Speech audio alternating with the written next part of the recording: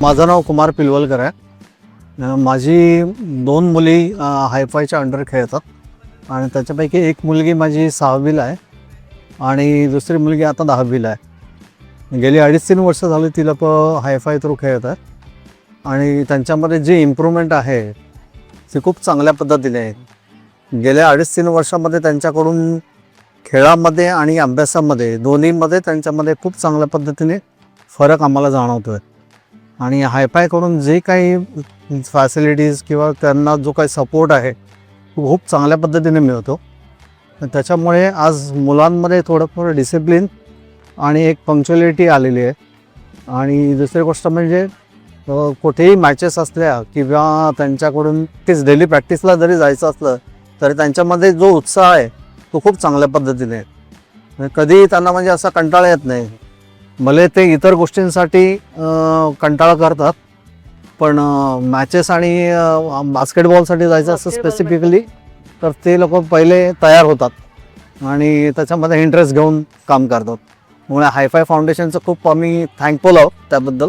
माझ्या मुली जेव्हापासून बास्केटबॉलमध्ये खेळायला लागलेल्या आहेत नुसतं त्या स्पोर्ट्समध्ये बास्केटबॉल तर खेळतातच, त्याच्यामुळे त्यांना जी एक हॉबी म्हणून त्यांना हे झालेलं आहे की बास्केटबॉल हे छान खेळलं पाहिजे आणि त्याच्यात पुन्हा त्यांना करिअर पण करायची इच्छा आहे।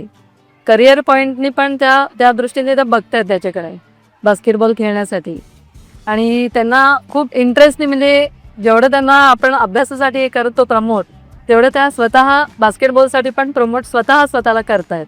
किंवा आता दोघी बहिणी आहे म्हटल्यावर त्या दोघी एकमेकींना काही ना काही पॉईंट सांगत असतात, म्हणजे खूप इंटरेस्टिंग खेळतात त्या आणि पुढे फ्युचरच्या दृष्टीने पण त्यांना खूप हेल्प होईल।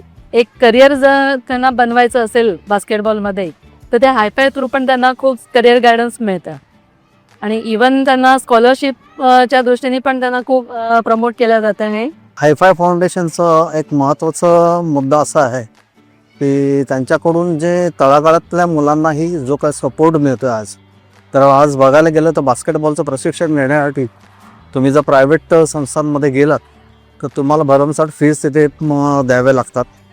पण आज हायफाय फाउंडेशनने जे काही तळागाळातल्या मुलांना जे काही सपोर्ट केलेलं त्याच्यामुळे आज त्यांचं करिअर होण्याच्या दृष्टीने खूप त्यांना मदत होते आणि त्याच्यासाठी आम्ही सगळेच म्हणजे मनापासून हायफाय फाउंडेशनचा धन्यवाद करतो। म्हणजे असाच सपोर्ट त्यांचा कायम आम्हाला मिळावा यासाठी मी त्यांना शुभेच्छा देतो।